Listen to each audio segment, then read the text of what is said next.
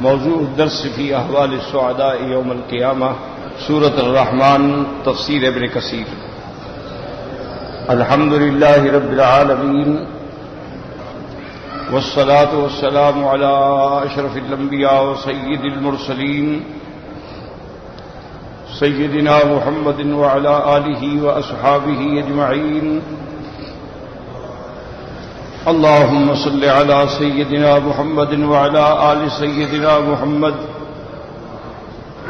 كما صليت على إبراهيم وعلى آل إبراهيم في العالمين إنك حميد مجيد۔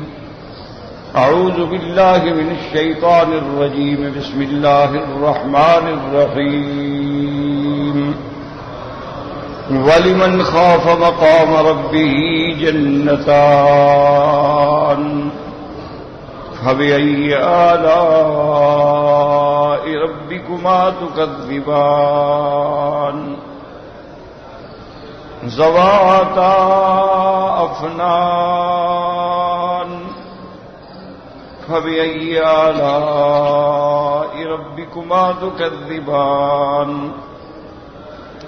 فِيهِمَا عَيْنَانِ تَجْرِيَانِ فَبِأَيِّ آلَاءِ رَبِّكُمَا تُكَذِّبَانِ فِيهِمَا مِن كُلِّ فَاكِهَةٍ زَوْجَانِ فَبِأَيِّ آلَاءِ رَبِّكُمَا تُكَذِّبَانِ لا نقص بشيء لا نقص بنعم ربنا ولك الحمد۔ سورۃ الرحمن کی سابقہ آیات میں اللہ تبارک و تعالی نے احوال قیامت کا ذکر فرمایا تھا کہ جب آسمان پھٹ جائیں گے اور تیل کی تلچھٹ کی طرح ہو جائیں گے، پگھل جائیں گے، پھر اس کے بعد بیان فرمایا گیا کہ کسی مجرم انس یا جن سے پوچھا نہیں جائے گا کہ تم نے یہ جرم کیا ہے یا نہیں کیا ہے، کیونکہ وہ خود پہچانے جائیں گے اپنے علامات سے کہ ان کے چہرے سیاہ ہوں گے، ان پہ غبار اور وحشت ہوگی، اور اللہ کے فرشتے ان کو سر سے اور پاؤں سے ملا کر پکڑ کے جہنم میں پھینکیں گے، اور پھر ان جہنمیوں کو کہا بھی جائے گا کہ ھذہ جہنم التی یکذب بھا المجرمون، یہی جہنم ہے جس کا مجرمین تکذیب کرتے تھے، جھٹلاتے تھے۔ اور پھر ان کا حال یہ ہوگا یطوفون بینہا و بین حمیم آن، کہ کبھی جہنم میں اور کبھی پانی پینے کے لیے گرم کھولتے ہوئے چشمے جو مجرموں کی پیپ اور خون سے بھرے ہوں گے۔ اس کے بعد اللہ نے فرمایا تھا کہ فَبِأَيِّ آلَاءِ رَبِّكُمَا تُكَذِّبَانِ، چونکہ دشمن کا عذاب جو ہے وہ بھی تو ایک نعمت ہے، کفار و مشرکین کی ہلاکت جو ہے وہ بھی تو ایک نعمت ہے، اس لیے اللہ نے فرمایا کہ تم اللہ کی کون کون سی نعمتوں کو جھٹلاؤ گے۔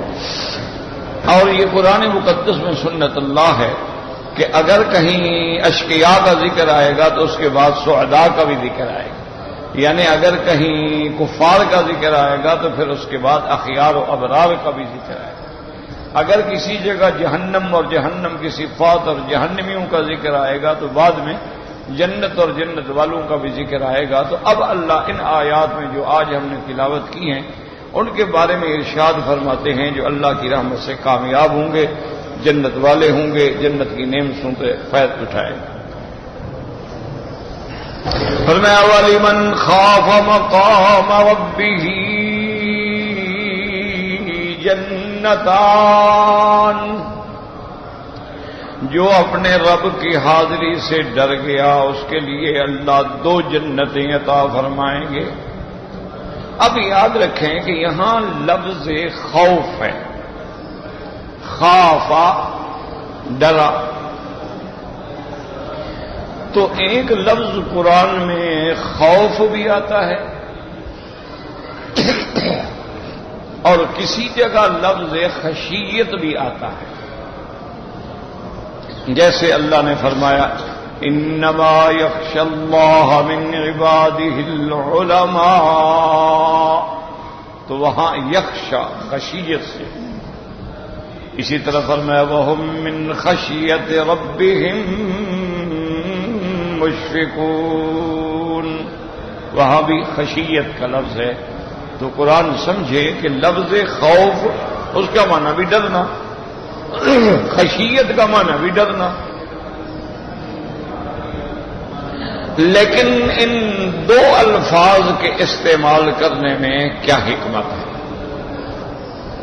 ایک آدمی کہتا ہے کہ میں خائف ہوں، ایک آدمی کہتا ہے میں خاشی ہوں، تو معنی تو دونوں کا ڈرنا ہے، لیکن کسی کسی جگہ لفظ خوف ہے اور کسی کسی جگہ لفظ خشیت ہے۔ تو بعض علماء تو فرماتے ہیں کہ اس کو کہا جاتا ہے تفنن فی البلاغہ، کہ یہ فصاحت و بلاغت کی کمال ہے کہ کبھی ایک لفظ استعمال ہوا، کبھی اس کے بدلے میں دوسرا لفظ استعمال، تاکہ پڑھنے والا جو ہے اس کے لیے جب نیا لفظ آئے گا تو اور زیادہ توجہ کرے۔ اور بعض محققین علماء مفسرین فرماتے ہیں کہ ان دونوں میں فرق ہے۔ وہ کہتے ہیں کہ لفظ خوف جو ہے، یہ خوف تو کسی چیز سے بھی ہو سکتا ہے کہ آدمی اپنے اللہ سے بھی ڈرتا ہے، اور آدمی جو ہے اپنے دشمن سے بھی ڈرتا ہے، اور آدمی اپنے ایذا دینے والی چیزوں سے بھی ڈرتا ہے، تو یہ لفظ تو عام ہے۔ یعنی خوف کے لیے ضروری ہے کہ جس چیز سے ڈر رہا ہے وہ کوئی حسی چیز ہو، جیسے کہ اللہ پاک نے سیدنا موسیٰ علیہ السلام کے قصے میں ارشاد فرمایا، اللہ نے حکم دیا کہ عصا پھینکو، جب پھینکا تو وہ سانپ بن کے بھاگنے لگا، موسیٰ علیہ السلام ڈر گئے، اللہ نے فرمایا خذھا ولا تخف، پکڑ لو ڈرو نہیں۔ تو اب لفظ خوف ہے، لیکن چونکہ آگے سانپ ہے اس کی وجہ سے خوف کا لفظ استعمال ہوا کہ خذھا ولا تخف سنعیدها فی سیرتها الاولی۔ اور اسی طرح جب اللہ تبارک و تعالی نے سیدنا موسیٰ علیہ السلام کو حکم دیا کہ فرعون کے پاس جا کے اس کو دعوت توحید دیں، تو حضرت موسیٰ علیہ السلام نے عرض کیا انی اخاف ان یقتلون، کہ یا اللہ میں ڈرتا ہوں مجھے قتل نہ کر دیں وہ، کیونکہ میرے ہاتھوں سے ان کا ایک بندہ مر گیا تھا، آپ تو جانتے ہیں، تو مجھے اسی جرم میں وہ قتل کر دے۔ تو وہاں بھی خوف تو ہے، لیکن اس کا سبب تھا، اس کی وجہ سے کہہ رہے ہیں کہ میرے ہاتھ سے ایک بندہ مر گیا اور وہ دشمن ہے، اس کو تو واقعہ یاد ہوگا، اور اس کو یاد بھی تھا۔ اس نے موسیٰ علیہ السلام جب گئے تو کہا بھی کہ اچھا اب تم ہمیں ڈرانے کے لیے آ گئے ہو، اب تم ہمیں جہنم کی باتیں سناتے ہو، تمہیں ہم نے پالا پوسا جوان کیا، جب تم جوان ہو گئے قتلت نفسا، ہمارا بندہ مار کے بھاگ گئے، اب ہمیں ڈرانے آئے ہو۔ تو موسیٰ علیہ السلام نے تو ٹھیک کہا تھا کہ انی اخاف ان یقتلون، میں ڈرتا ہوں کہ وہ مجھے قتل نہ کر دیں۔ تو اللہ نے دوسری آیات میں فرمایا قال لا تخافا اننی معکما اسمع وارا، اللہ نے فرمایا موسیٰ علیہ السلام اور ہارون علیہ السلام تم دونوں جاؤ، مت ڈرو، نہ ڈرو فرعون سے، میں جو تمہارے ساتھ ہوں، میں سن رہا ہوں، دیکھ رہا ہوں۔ تو وہاں بھی لفظ خوف ہے۔ اسی طریقے سے آپ دیکھیں کہ اللہ کے پیغمبر نے اللہ تبارک و تعالی سے دعا کی کہ یا اللہ انی خفت الموالی من ورائی، یا اللہ میں ڈرتا ہوں کہ میرے بعد کیا ہوگا، میری تو کوئی نسل ہی نہیں، اولاد ہی نہیں، تو پھر اس مشن کو کون چلائے۔ تو وہاں بھی لفظ خوف ہے، انی خفت الموالی من ورائی۔ اور اسی طرح اللہ تبارک و تعالی نے سیدنا موسیٰ علیہ السلام کے قصے میں بھی ارشاد فرمایا کہ جب موسیٰ علیہ السلام پیدا ہو گئے، والدہ ڈر گئیں کہ اب کیا ہوگا، دشمن کو پتہ لگے گا اور میرے بچے کو ذبح کر دیں گے اور مجھے بھی جرم میں سزا دیں گے کہ تم نے بتلایا کیوں نہیں۔ وَأَوْحَيْنَا إِلَىٰ أُمِّ مُوسَىٰ أَنِ ارْضِعِيهِ فَإِذَا خِفْتِ إِلَيْهِ. وہاں بھی لفظ خوف ہے کہ اللہ نے وحی کی، فرمایا موسیٰ کی اماں جب تمہیں ڈر ہو نا کہ دشمن آ رہا ہے، القیہ فی الیم، تم دریا میں ڈال دو. دریا میں ڈالنا تیرا کام ہے اور پھر موسیٰ علیہ السلام کی حفاظت میرا کام ہے. تو وہاں بھی لفظ جو ہے خفت، انی خفت، کہ اذا اللہ نے فرمایا کہ جب تم ڈرو، ان ارضعیہ فاذا خفت الیہ فالقیہ فی الیم. اور پھر اللہ نے آگے تائید بھی فرما دی، لا تخافی ولا تحزنی، تم اپنا بھی ڈر نہ کرو اور کوئی غم بھی نہ کرو. انا رادوہ الیک، ہم آپ کی طرف لوٹائیں گے موسیٰ علیہ السلام، اور اس کو ہم اپنا نبی بنائیں گے، رسول بنائیں گے. تو کوئی ڈرتی کیوں؟ تو وہاں بھی لفظ خوف ہے، یاد رکھو. تو اس لیے سمجھیں کہ لفظ خوف جو ہے اور لفظ خشیت جو ہے، تو اب علماء فرماتی ہیں کہ فرق یہ ہے، خوف تو کسی چیز سے بھی ہو سکتا ہے، لیکن خشیت کا تعلق جو ہے وہ اللہ کی عظمت کے ساتھ ہوتا ہے، کہ جتنا دل میں عظمت ہوگی اتنا زیادہ خشوع ہوگا. آپ دیکھتے ہیں نماز میں خشوع ہو، خضوع ہو، تو خاشعا متذللا آدمی خشوع کیا مانا؟ کہ اللہ کی عظمت کا استحضار ہو، کہ ان تعبد اللہ کأنک تراہ، تم ایسے عبادت کر رہے ہو گویا تم خدا کو دیکھ رہے ہو. فإن لم تکن تراہ فإنہ یراک، تم نہیں دیکھ رہے ہو تو خدا تو تمہیں دیکھ رہا ہے. تو وہ ہے لفظ خشیت، یعنی خشیت تب پیدا ہوتی ہے جب دل میں عظمت ہو. تو اللہ کی عظمت زیادہ جو ہے وہ علماء کے دل میں ہوگی.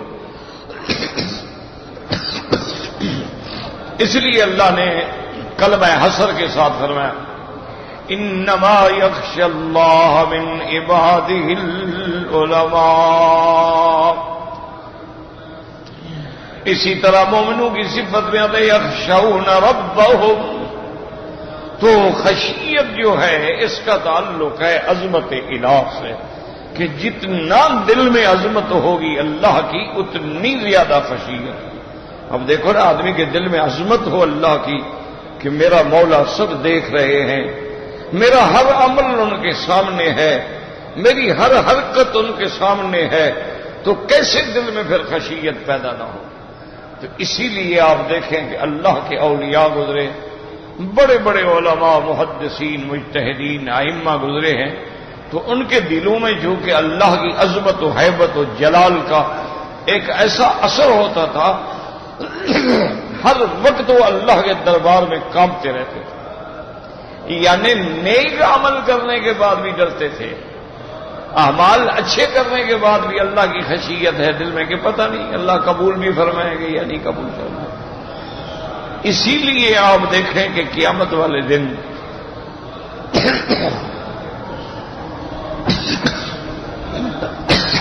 لا حول ولا قوت الا باللہ العلی العظیم.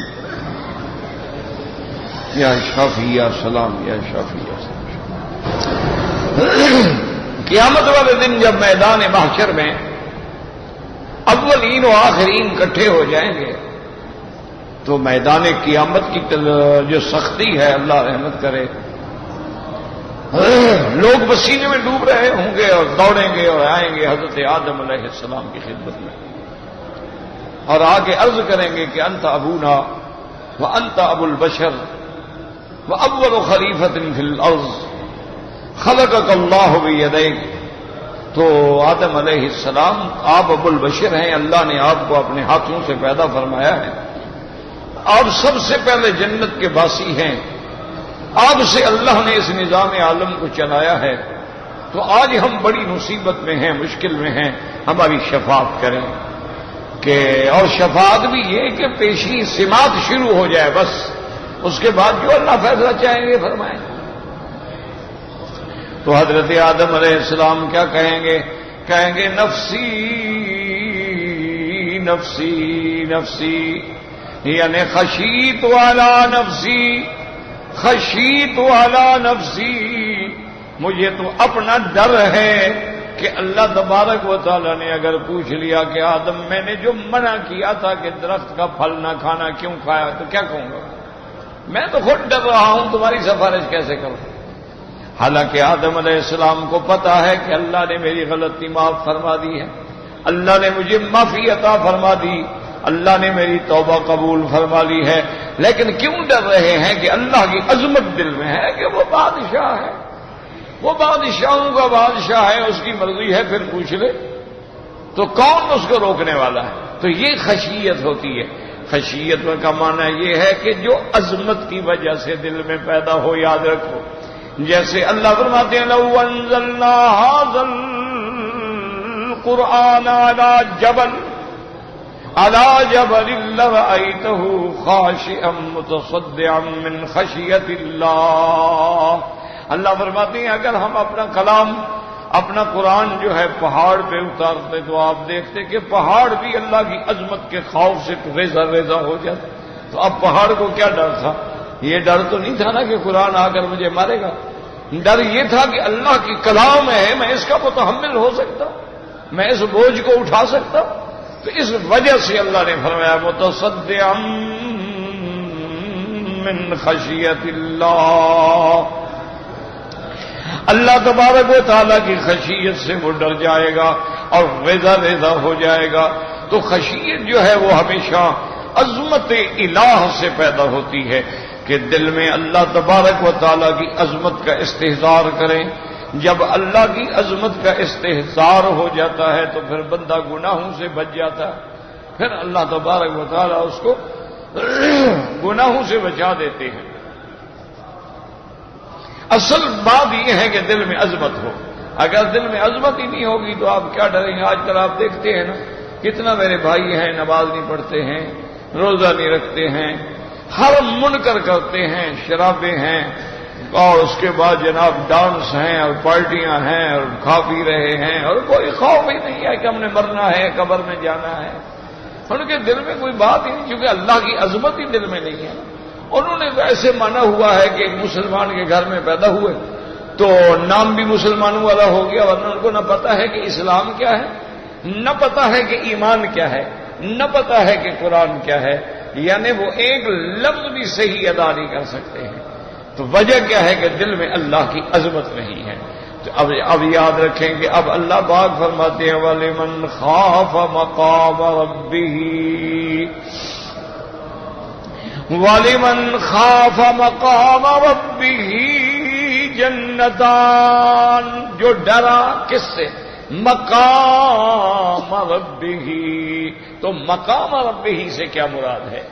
اللہ کے قرآن کو سمجھیں، کوشش کریں سمجھنے کی۔ اگر اللہ ایک آیت بھی سمجھ آ جائے نا، خدا کا شکر کیا کرو کہ اللہ تیرا لاکھ شکر ہے کہ تیرے قرآن کی چلو ایک آیت تو ہمیں سمجھ آ گئی۔ وَلِمَنْ خَافَ مَقَامَ رَبِّهِ، تو مقام سے کیا مراد ہے؟ بعض علماء نے فرمایا کہ مقام سے مراد مقام عبادت ہے، کہ جب بندہ اللہ کی عبادت کے لیے کھڑا ہوتا ہے تو اللہ کا خوف ہے دل کے اندر، اللہ کا خوف ہے اور اللہ کا ڈر ہے، اور اس کا بدن تھرا جاتا ہے، کانپ جاتا ہے۔ قرآن پڑھ رہا ہے، اللہ کا کلام ہے۔ جیسے حضرت اکرمہ رحمت اللہ علیہ جب قرآن پڑھتے تھے، کچھ آیتیں پڑھنے کے بعد زبان سے بے ساختہ نکلتا ھذا کلام ربی، یہ میرے رب کا کلام ہے، میں اللہ سے کلام کر رہا ہوں، بے ہوش ہے۔ اللہ کے کلام کا اتنا اثر ہوتا تھا کہ چند آیتیں پڑھنا مشکل ہو جاتی تھی۔ آپ نے دیکھا ہے کہ الحمدللہ چونکہ ہمارے ائمہ حرمین جو ہیں علماء ہیں، اللہ کا شکر ہے، ہمارے بہت بڑے بڑے علماء ہیں الحمدللہ ثم الحمدللہ۔ تو جب قرآن کی کوئی ایسی آیت آتی ہے تو پھر ان کی چیخیں نکل جاتی ہیں، وہ صبر نہیں کر سکتے، ان کو پتا ہے نا کہ میں کیا پڑھ رہا ہوں۔ ہم تو قرآن پہلے تو پڑھنا ہی نہیں جانتے، پڑھ بھی لیں تو پتہ نہیں کہ کیا پڑھا ہے، تو پھر ڈر کیسے پیدا ہو دل میں۔ اسی لیے ہم نمازیں پڑھتے ہیں اور جناب برزباں تسبیح و در دل گاؤ خر، جیسے کہ ایک بزرگ نے کہا کہ ہمارا تو یہ حال ہے کہ زبان پہ سبحان اللہ ہوتا ہے اور دل میں خیال ہوتا ہے کہ میری گدا کہاں ہے اور کھوتا کہاں ہے اور گھوڑا کہاں ہے اور سامان کہاں ہے۔ یہ ہماری نماز ہے. وَلِمَنْ خَافَ مَقَامَ رَبِّهِ جَنَّتَانِ. یاد رکھو، پہلا قول یہ ہے کہ مقام، جس مقام میں اللہ کے آگے کھڑے ہو کے عبادت کر رہا ہے، ڈر رہا ہے. اور دوسرا قول والے من خاف مقام ربہ، وہ اس لیے ڈر رہا ہے، اس کو پتہ ہے افمن هو قائم علی کل نفس، ہر انسان پہ کون قائم ہے؟ اللہ کی ذات ہے. اسی لیے اس کی صفت ہے اللہ لا الہ الا هو الحی القیوم. قیوم ہے، خود بھی قائم اور ساری مخلوق کو بھی سنبھالنے والا. اس لیے حضور میرے آقا رحمت للعالمین صلی اللہ علیہ وسلم دعا فرماتے صبح کی وقت جب آسمان پہ نظر پڑتی، اللہم انت قیم السماوات والارض ومن فیہن. یا اللہ، آسمانوں اور زمینوں کو سنبھالنے والے، تیرے سنبھالنے کے بغیر تو آسمان زمین قائم نہیں رہ سکتے. تو بعض علماء نے فرمایا وَلِمَنْ خَافَ مَقَامَ رَبِّهِ، اس کے دل میں اس کا تصور بیٹھا ہوا ہے کہ ہر چیز پہ اللہ قیوم ہے، اللہ قائم ہے، ہر چیز کو سنبھالنے والے ہیں. وہ چاہے تو مجھے کھڑے ہونے کی توفیق دے دیں، وہ چاہے تو میں کھڑا بھی نہ ہو سکوں، وہ چاہے تو مجھے نماز کی توفیق دے دیں، وہ چاہے تو مجھے محروم کر دیں. وہ اس بات سے ڈر رہا. وَلِمَنْ خَافَ مَقَامَ رَبِّهِ جَنَّتَانِ.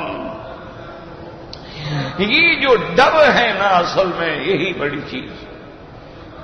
اسی لیے وہ حدیث مبارک میں بڑا صحیح واقعہ ہے کہ 3 آدمی غار میں بند ہو گئے، ہوا کے دباؤ سے پتھر گرا، غار کے آگے آگے اب نکلنے کا کوئی راستہ نہیں. اب انہوں نے کہا بھی ہر آدمی اپنا کوئی عمل یاد کرے اور اس عمل صالح کو سامنے رکھ کے دعا کرے تو شاید اللہ ہماری نجات کا راستہ بنا دے.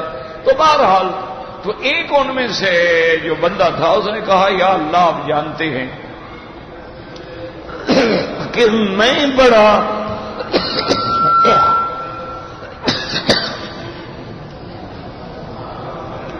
لا حول ولا قوت الا باللہ العلی العظیم. بس دعا کر دیا کریں. کافی عرصے سے یہ تکلیف اتنا لمبی ہوتی جا رہی ہے، رمضان المبارک سے یہ کیفیت ہے، اور اللہ نے چاہے دوائیں کیا کر سکتے. بہرحال جن دوستوں کو اللہ توفیق دے دے تو بس دعا کر دیا کریں اور کچھ نہیں. صرف آپ کی دعا کا میں درخواست گزار ہوں اور طالب ہوں. جب بھی موقع ملے یاد آئے دعا کر دیا کریں کہ اللہ شفا دے اور سب پریشانیاں ظاہری باطنی روحانی جسمانی دور فرما دے تاکہ اللہ کے دین کا کام کر سکے.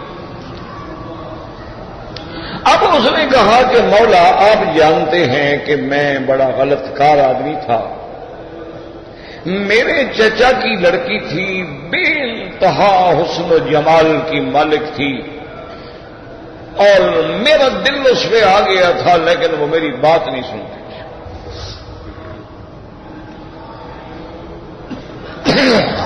میں نے بڑی کوشش کی، لالچ دی، پیسہ دولت، لیکن اس نے کہا کہ کہتے مولا آپ جانتے ہیں کہ ایک دن میں اپنے گھر میں اکیلا تھا اور نشے میں، تو کنڈی کھٹکھٹائی، میں نے دروازہ کھولا تو وہ لڑکی کھڑی. کیا تم؟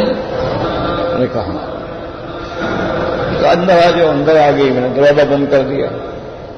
میں نے کہا کیسے آئی؟ اس نے کہا کہ ہم اس مقام مجبوری پہ پہنچ گئے ہیں کہ اب میرے گھر میں فاقہ ہے اور کئی بندے فاقے سے مر جائیں گے. میں مجبور ہو گئی ہوں اور مجھے کوئی راستہ نظر نہیں آیا ماں سوا تمہارے. اگر تم مجھے، جیسے تم کہتے تھے کہ میں تمہیں 100 دینار دوں گا، 200 دینار دوں گا، اگر دے دو جو فائدہ اٹھانا چاہتے ہو اٹھا لو، میرے ایک گناہ سے کوئی بچ جائے تو بچ جائے، ورنہ تو سارا گھر والے مر جائیں۔ کہتے ہیں میں نے کہا بالکل، میں تو اپنے وعدے پہ پکا ہوں۔ کہتے ہیں میں نے پیسے اٹھائے، اس کو پیسے دیے اور اس کو میں نے کہا کپڑے اتارو، کپڑے اتارے، میں نے اتارے، وہ رونے لگی۔ میں نے کہا میں نے تمہیں زبردستی نہیں کی، جبر نہیں کیا، کوئی پکڑ کے نہیں لیا ہے، تم خود آئی ہو، رونے کا کیا مطلب ہے؟ میں نے تمہیں پیسے بھی دے دیے۔ اس نے کہا بات یہ ہے کہ میں نے زندگی میں کبھی گناہ نہیں کیا، میں اس لیے ڈر رہی ہوں کہ دنیا میں تو پیٹ بھر کے میں بچ جاؤں گی، لیکن قیامت میں میرا کیا ہوگا؟ کہتے ہیں اللہ آپ جانتے ہیں کہ میں کھڑا ہو گیا، ان کا کپڑے پہنو اور جاؤ، پیسے بھی لے جاؤ، جاؤ۔ یا اللہ میں نے صرف تیرے خوف سے اس کو چھوڑا تھا، میرے دل میں بھی اس نے اللہ کا خوف پیدا کر دیا اور اس کے بعد میں نے گناہ چھوڑ دیے۔ تو فوراً وہ پتھر جو تھا ہٹ گیا۔ تو اصل بات جو ہے وہ خوف ہے۔ تو اس لیے علماء نے فرمایا ہے کہ ایک مقام کا معنی یہ ہے مقام عبادت، دوسرا معنی یہ ہے کہ ہر وقت اللہ کا یوم ہے، ہمیں ہمارے اوپر ان کا پورا پورا مکمل کنٹرول ہے۔ دو ترجمے، اور تیسرا ترجمہ مفسرین فرماتے ہیں وَلِمَنْ خَافَ مَقَامَ رَبِّهِ، جو ڈر گیا اس دن سے جس دن اس نے اللہ کے دربار میں پیش ہونا ہے، پیشی ہونی ہے قیامت میں، اس گھڑی سے وہ ڈر رہا ہے کہ کیسے مالک کے سامنے پیش ہوں گا۔ یوم یقوم الناس لرب العالمین، جب ساری مخلوق اللہ کے دربار میں پیش کھڑی ہوگی، اور جیسے اللہ فرماتے ہیں یوم یقوم الروح والملائکۃ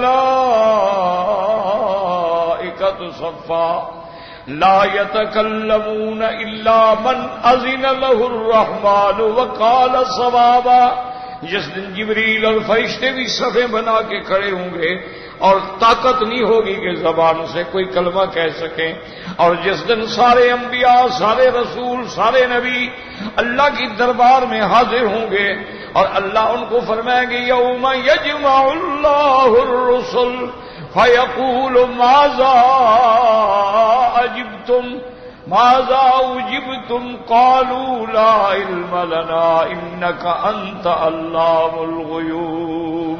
وہ ایسا دن ہوگا کہ اللہ کے پیغمبر، اللہ کے رسول بھی ڈر کے مارے بات نہیں کر سکتے ہیں، بول نہیں سکتے ہیں۔ وہ کہیں گے مولا ہمیں تفصیلات کا کوئی پتہ نہیں ہے، آپ جاننے والے ہیں غیب کے۔ تو علماء نے فرمایا وَلِمَنْ خَافَ مَقَامَ رَبِّهِ جَنَّتَانِ، کہ جو اس پیشی والے موقع سے ڈر گیا، اللہ تعالیٰ اس کو دو جنتیں عطا فرمائیں گے۔ یاد رکھو یہی مسئلہ سمجھنے والا ہے۔ میں نے کہا تھا ایک لفظ خوف ہے اور ایک لفظ خشیت ہے، تو خشیت تو زیادہ اہم ہے۔ اگر یہ ڈرنے والوں کو جنتیں ملیں گی تو خشیت والوں کا کیا مقام ہوگا؟ وہ تو ان کا اور مقام اونچا ہوگا۔ یہ تو خائف کو مل رہا ہے نا، صرف ڈرنے والے کو، لیکن جو خاشی ہے، جس کے دل میں خشیت ہے، جو ہر وقت خاشع خاضع متذلل ہے اللہ کے سامنے، ان کو پھر کیا مقامات ملیں گے۔ اس لیے علماء فرماتے ہیں کہ بعض ایسے اہل جنت بھی ہوں گے جو فرشتے جب ان کو جنت کی طرف لے چلیں گے وہ کہیں گے کہاں لے جا رہے ہو؟ انہوں نے کہا جنت میں۔ انہوں نے کہا نہیں، ہمارا مقام جنت تو نہیں، ہمارا مقام تو اللہ کے قریب ہے، فی مقعد صدق عند ملیک مقتدر، ہم تو اپنے بادشاہ کے دربار میں جا کے بیٹھیں گے۔ تو اس لیے علماء نے فرمایا وَلِمَنْ خَافَ مَقَامَ رَبِّهِ جَنَّتَانِ، اگر یہ خائف کے لیے ہے تو صاف بات ہے کہ خشیت والوں کا تو بہت بڑا مقام ہوگا۔ اور اللہ فرماتے ہیں مجھ سے ڈرنے والے صحیح معنوں میں کون ہیں؟ علماء۔ انما یخشی اللہ من عبادہ العلماء، اور یہی یاد رکھ لو، جتنا زیادہ ڈرنے والا ہوگا اتنا بڑا عالم ہوگا۔ اگر علم کا معنی یہ نہیں کہ کتابیں پڑھا ہوا ہو، علم کا معنی یہ نہیں کہ ڈگریاں بڑی بڑی اس کے پاس ہوں، علم کا معنی یہ ہے کہ وہ اللہ سے کتنا ڈرتا ہے۔ اور اگر اللہ سے نہیں ڈرتا ہے تو عالم نہیں ہے، وہ تو پھر جاہلوں سے بھی بدتر ہے۔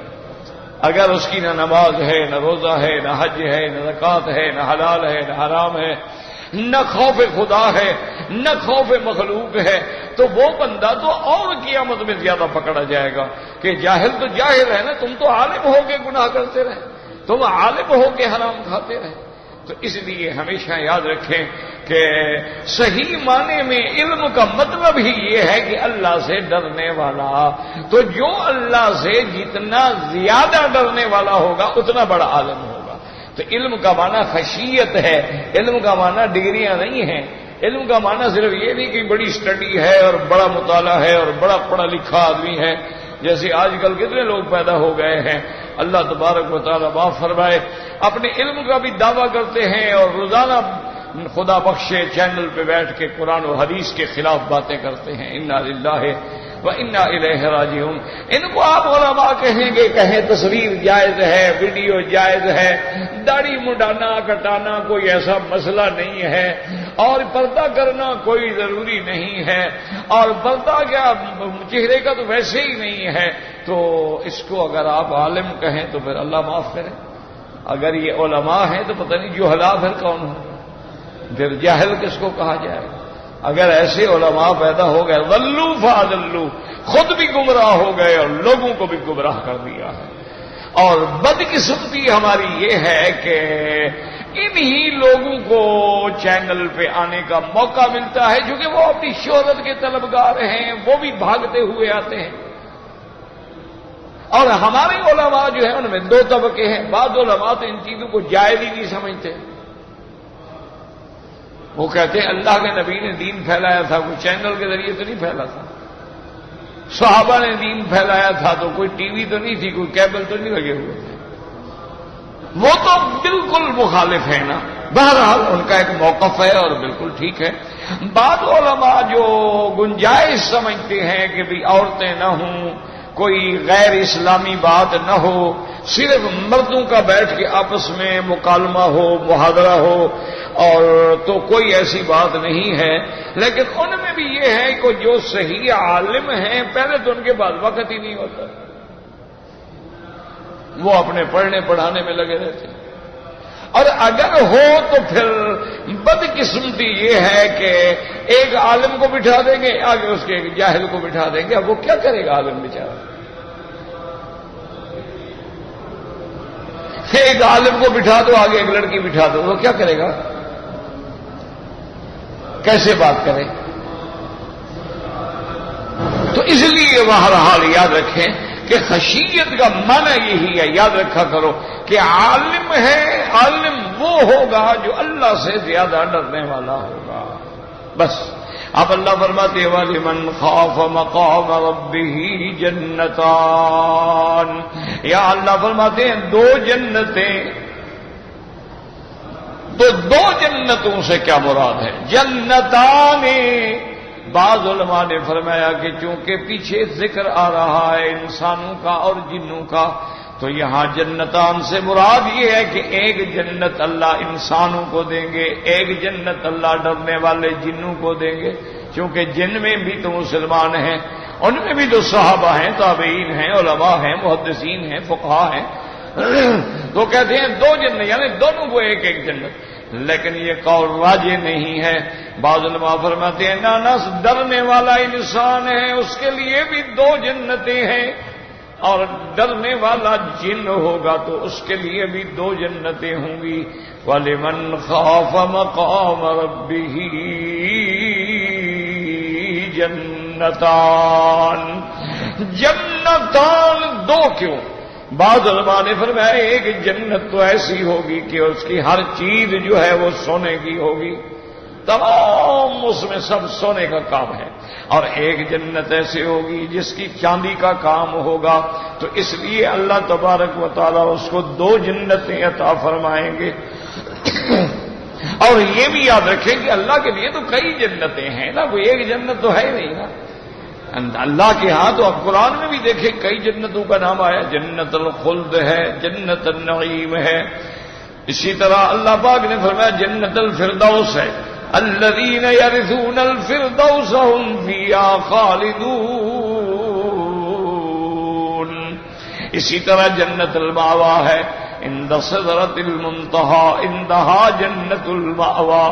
تو اللہ کے ہاں کئی جنتیں ہیں، تو ان ڈرنے والوں کو دو دو اللہ جنتیں عطا فرمائیں گے، دو دو باغ اللہ تبارک و تعالیٰ عطا فرمائیں گے۔ وَلِمَنْ خَافَ مَقَامَ رَبِّهِ وَلِمَنْ خَافَ مَقَامَ رَبِّهِ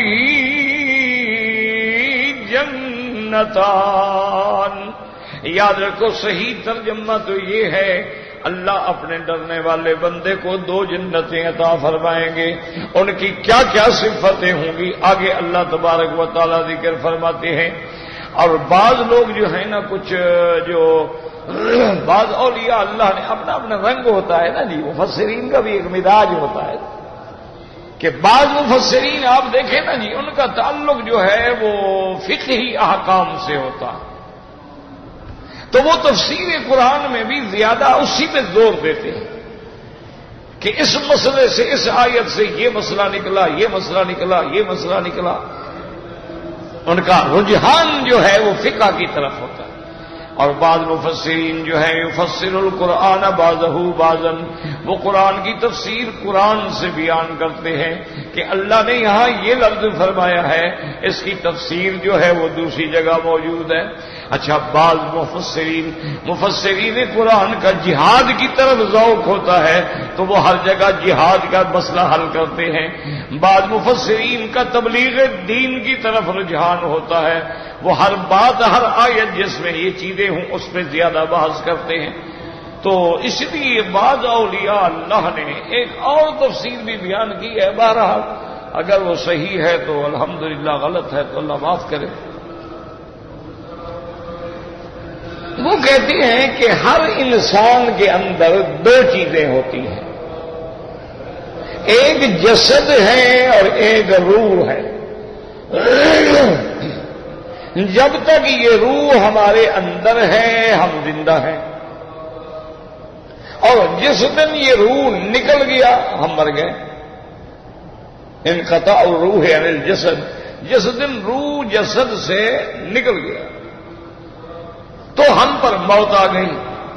اب اللہ والوں کے ارواح جو ہے وہ علیین میں ہوں گے اور کفار و فجار کا سجین میں ہوگا۔ تو معنی یہ ہوا کہ ہر بندے میں دو چیزیں ہیں، ایک جسد اور ایک روح۔ یاد رکھو، روح نہ ہو تو جسد بیکار ہے۔ اچھا، جسد نہ ہو تو روح کس میں ہوگا؟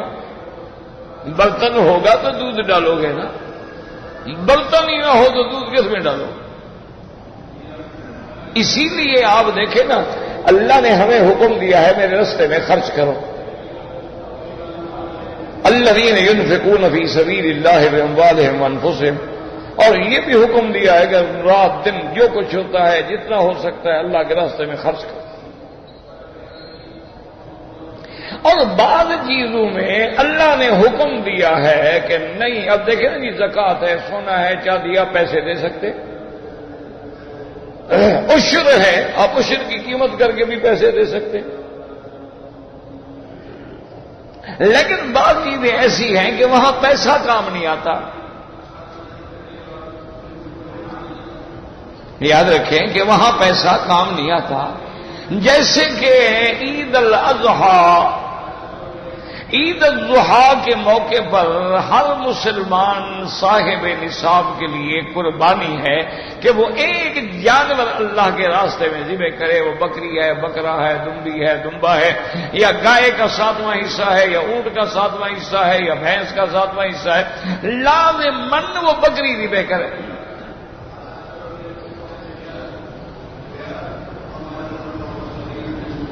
اب اس میں بھی کچھ اختلافات ہیں ائمہ میں کہ بعض علماء کہہ دیتے ہیں، فرماتے ہیں کہ بھی ایک بکری کر لو تو سارے گھر والوں کی طرف سے کافی ہے، چاہے تم 8 آدمی ہو، 10 ہو، 15 ہو، 20 ہو، بس ایک بکری کافی۔ لیکن احناف کے نزدیک امام ابو حنیفہ رحمۃ اللہ علیہ فرماتے ہیں کہ نہیں، جتنے بندے ہیں سب کی طرف سے بکری ہو۔ تو بہرحال وہ ایک دلیل دیتے ہیں کہ بھئی حضور پاک نے قربانی فرمائی تو آپ نے 2 قربانیاں کی اور فرمایا کہ ایک جو ہے وہ تو میری طرف سے ہے اور ایک میری امت کے لیے۔ تو کہتے ہیں ایک بکری ساری امت کو کافی ہو گئی، تو اس کا مطلب تو یہ ہوا تم کیا ہی نہ کرو نا، حضور نے کر دی ہے، بس پھر ایک کرنے کی بھی کیا ضرورت ہے، وہی ایک کافی ہو گئی۔ بھئی اگر ایک بکری جو حضور نے امت کی طرف سے کی تھی وہ کافی ہو گئی تو پھر تم ایک بھی تو نہ کیا کرو نا۔ اور پھر صاف موجود ہے کہ سیدنا علی رضی اللہ تعالی عنہ جب تک زندہ رہے تو آپ اپنی طرف سے بھی قربانی فرماتے اور حضور پاک کی طرف سے بھی قربانی فرماتے۔ تو اگر ایک بکری کافی ہے تو رشتے دار ہیں، پھر ایک بکری کرتے دوسری کیوں کرتے؟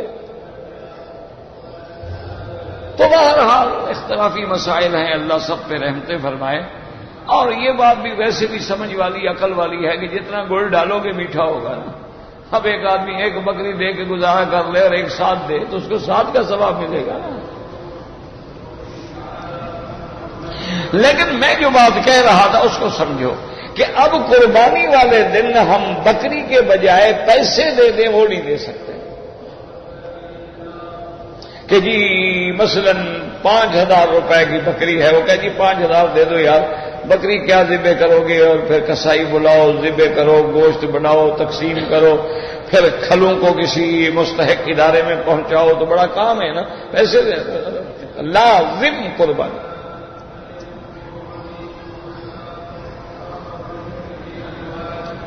اور پھر حدیث مبارک میں یہ بھی پابندی ہے کہ قربانی لازماً عید نماز کے بعد ہو،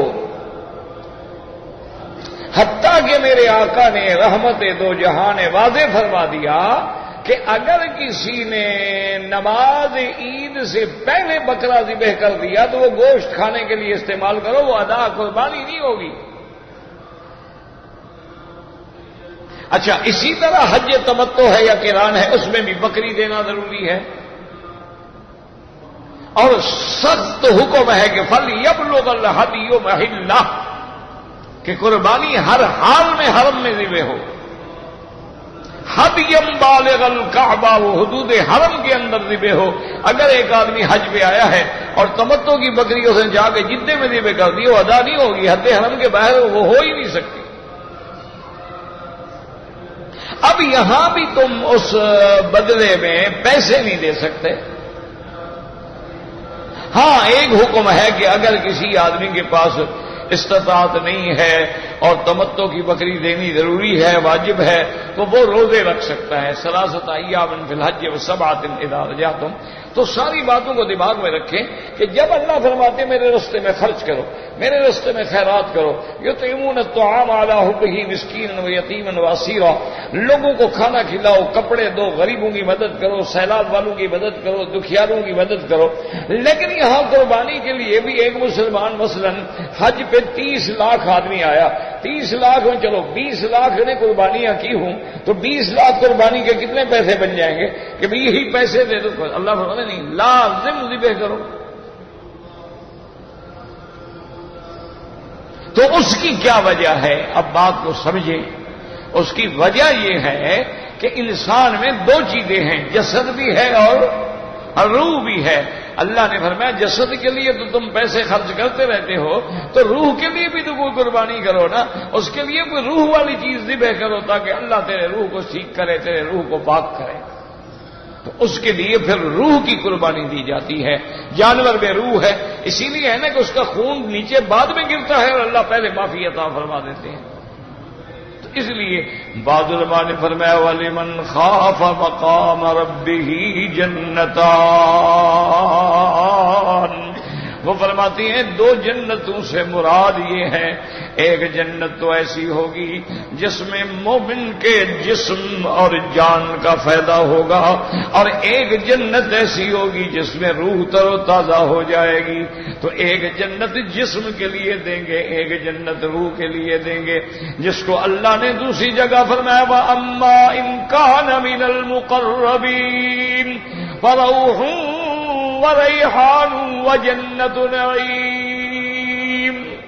نے فرمایا روح و ریحان الگ ہے اور جنت نعیم الگ ہے، لیکن بہرحال قول راجح یہی ہے وَلِمَنْ خَافَ مَقَامَ رَبِّهِ جَنَّتَانِ، اللہ دو جنتیں عطا فرمائیں گے۔ فَبِأَيِّ آلَاءِ رَبِّكُمَا تُكَذِّبَانِ وَلَا بِشَيْءٍ مِّن نِّعَمِ رَبِّنَا نُكَذِّبُ وَلَكَ الْحَمْدُ وَاللَّهُ أَعْلَمُ۔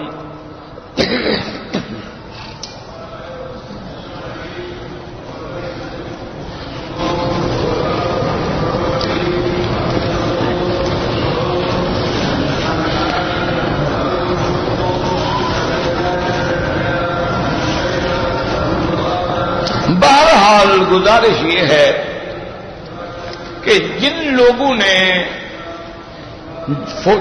موبائل کے ذریعے یا انٹرنیٹ کے ذریعے یا کیبل کے ذریعے گندی فلمیں پھیلاتے ہیں، حرام چیزیں دکھلاتے ہیں، یہ اشاعت فاحشہ ہے، اور اللہ کا قرآن ہے کہ ان الذین یحبون ان تشیع الفاحشہ، ان کے لیے اللہ دنیا میں بھی عذاب دیں گے اور آخرت میں بھی عذاب دیں گے۔ علاج یہ ہے کہ توبہ کرو اور آئندہ ایسی حرکت نہ کرو۔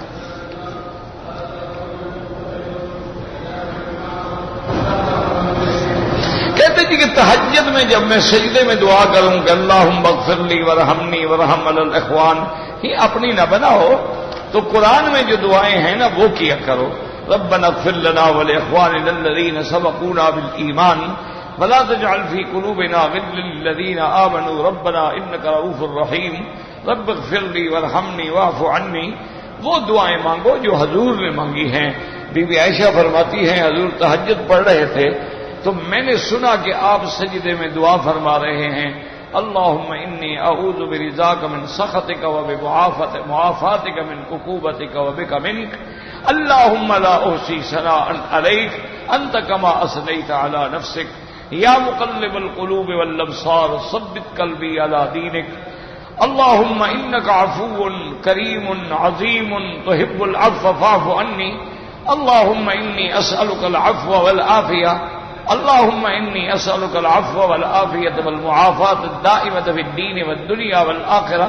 بہت دعائیں حدیث میں وہ یاد کرو، اپنی نہ بناؤ۔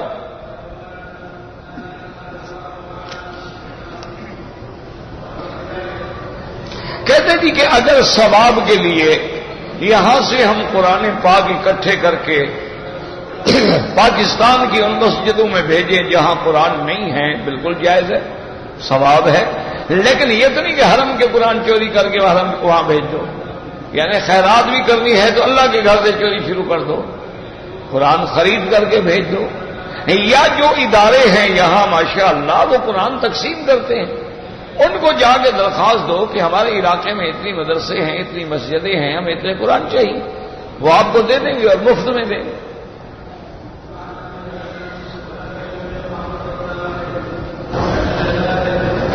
کہتے جی کہ یہاں گھڑیوں میں اشراق کا وقت جو ہے شروق کا وہ لکھا ہے 7 بجے، یہ سورج نکلنے کا وقت ہے، یہ نماز اشراق کا وقت نہیں ہے، یہ سورج نکلنے کا وقت ہے۔ نماز اشراق کا وقت جو ہے اس سے کم از کم 15 منٹ، لیکن احتیاطاً 20 منٹ بعد نماز پڑھیں۔ یہ تو سورج نکل رہا ہے، اس وقت تو نماز پڑھنا منع ہے، جب تک کہ اعلیٰ قیل ربہم سورج جو ہے وہ ایک نیزے کی بلندی پہ نہ آ جائے، اس وقت تک تو آپ اشراق نہیں پڑھ سکتے۔ یہ لفظ شروق ہے۔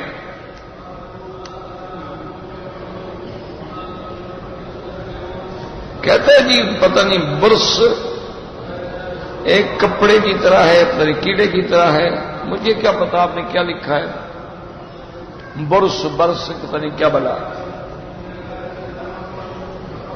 ہاں بالکل، آپ کوئی بھی عمل نفلی کریں اہل بیت کے لیے، صحابہ کے لیے، سب کے لیے جائز۔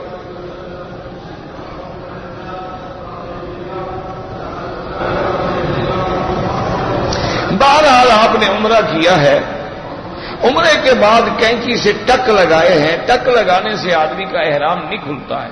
صرف امام شافعی رحمت اللہ علیہ کے نزدیک 3 بال بھی کٹ جائیں تو احرام کھل جاتا ہے۔ باقی ائمہ ثلاثہ کے نزدیک سارے سر کے بال کٹنے چاہیے، آپ جلدی سے کٹوا لیں بال۔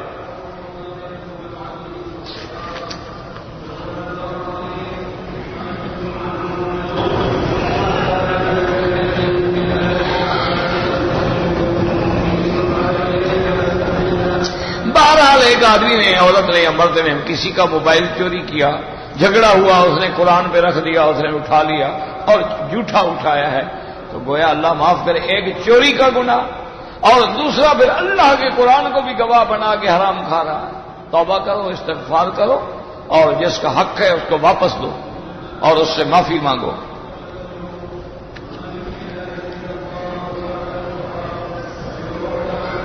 حج کے بعد میں نے طواف زیارت نہیں کیا ہے، اب میں عمرہ کرنے کے لیے آیا ہوں، عمرہ کرو اور اس کے بعد طواف زیارت کرو اور ایک دم ادا کرو۔ اور اگر طواف زیارت نہیں کیا، اس دوران میں تم اپنی بیوی سے ملے ہو تو پھر ایک اونٹ ذبح کرنا ہوگا۔ لوگوں نے وہ حج کو مذاق سمجھ رکھا ہے، آئے چلے گئے، اچھا طواف زیارت نہیں کیا، باقی کیا کیا؟ طواف زیارت جب تک نہ کرو حج ہی نہیں ہوتا، تو حلول کامل بھی نہیں ہوتا۔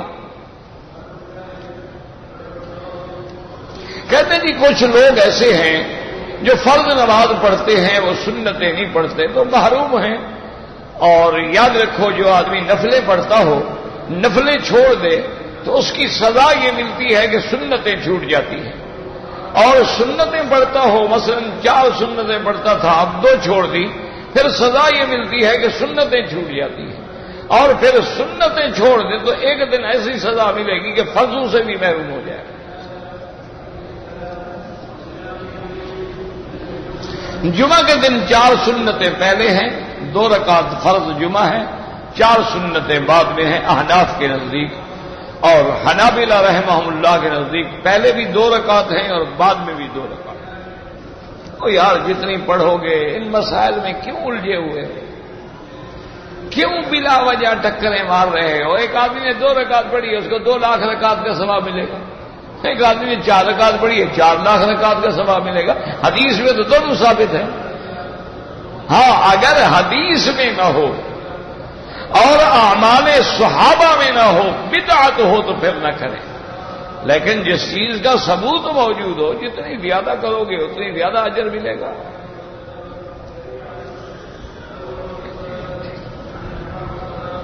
13، 14، 15 والے روزے جو ہیں وہ 13، 14، 15 بھی رکھنے ہیں ہر ہفتے۔ کیا مطلب؟ ہفتے میں 2 روزے سنت ہیں، سوموار اور خمیس کے دن، اور مہینے میں پھر 13، 14، 15 جو روشن راتیں ہیں ان میں سنت ہے۔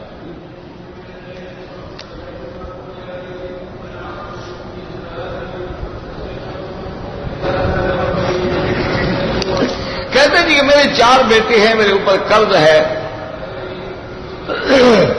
تو اگر میں سب کو ادا کر دوں، پہلے قرضہ تو ادا کرو، سب سے پہلے قرض ادا کرو، قرض ادا کرنے کے بعد جو بچ جائے اپنے مقامی مفتی سے جا کے فتویٰ لو، جو وہ میراث کا مسئلہ بنا دیں اس کے مطابق سب کو تقسیم کرو۔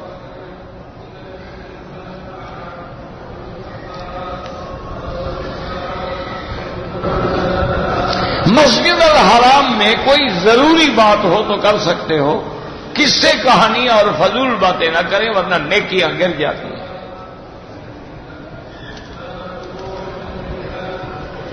زندہ آدمی کے لیے دعا کرو، اللہ تبارک و تعالیٰ اس کو خود نصیب کرے عمرہ بھی طواف بھی۔ فجر اور عصر کے بعد حنفی مسلک میں نماز نہ پڑھے اور حنابلہ رحمہ اللہ کے نزدیک حرم میں ہر وقت جائز ہے۔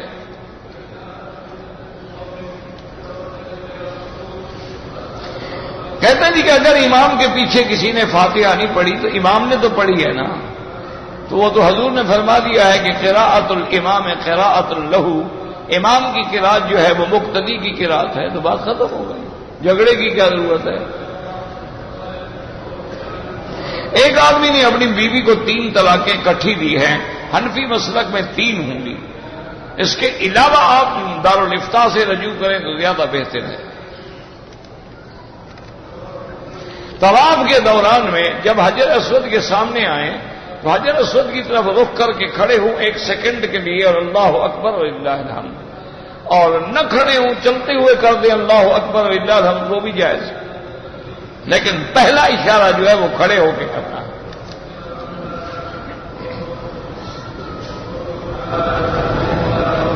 بہرحال ہنڈی کا کام کرنا جو ہے مسلمان ملکوں کو نقصان ہوتا ہے، اس لیے نہیں کرنا چاہیے، کیونکہ جب آپ بینک کے ذریعے پیسے بھیجتے ہیں تو آپ کے ملک کو ذریعے مبادلہ کا فائدہ ہوتا ہے، جب آپ ہنڈی کرتے ہیں تو ان کا وہ فائدہ بھی نہیں ہوتا، اور دوسرا جن لوگوں کا کالا دھن ہوتا ہے وہ ہنڈی کے ذریعے نکال لیتے ہیں، تو اس لیے مسلمان ملکوں سے نہ کریں، اور بہتر یہی ہے ان چیزوں سے بچیں۔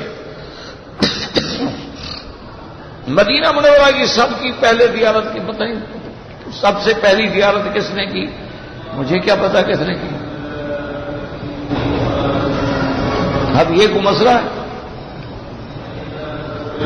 تمہارے باپ نے سب سے پہلا پانی کس دن پیا تھا؟ پتہ ہے؟ تم باپ کا نہیں بتا سکتے ہو، میں 1400 سال پہلے کی بات کیسے بتاؤں؟ کسی نے کی، الحمدللہ۔ پہلے وہ جگہ یثرب کہلاتی تھی، حضور پاک تشریف لائے تو مدینہ منورہ کہلایا۔ آپ نے سب سے پہلے صحابہ کو بھیجا، حضرت مصعب بن عمیر کو، اور 7 انصاری اسلام لے آئے، تو انہوں نے جا کے زیارت کی۔ اس وقت تو مسجد نبوی بنی ہی نہیں تھی، مسجد نبوی حضور پاک نے خود بنائی اور خود پہلے آپ قدم رکھا۔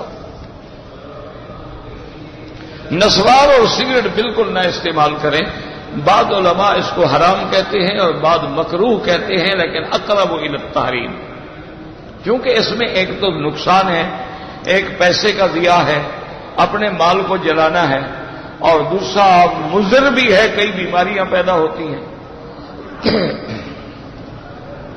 وضو کرنے کے بعد عورت کو ہاتھ لگانے سے وضو ٹوٹ جاتا ہے، احناف کے نزدیک تو نہیں ٹوٹتا ہے، شوافع کے نزدیک ٹوٹ جاتا ہے۔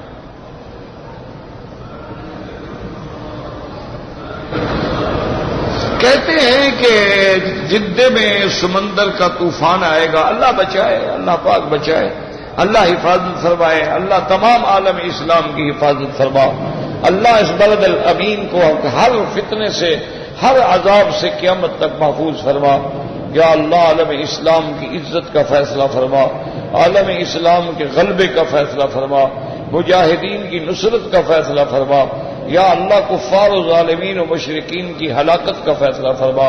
یا اللہ ہمیں مانگنا بھی نہیں آتا، بغیر مانگے عطا فرما۔ اللہم اجعل لنا وللمسلمین من کل ہم فرجا ومن کل ضیق مخرجا ومن کل بلاء عافیہ۔ صلی اللہ تعالی علی خیر خلقہ سیدنا محمد وعلی آلہ وصحبہ اجمعین۔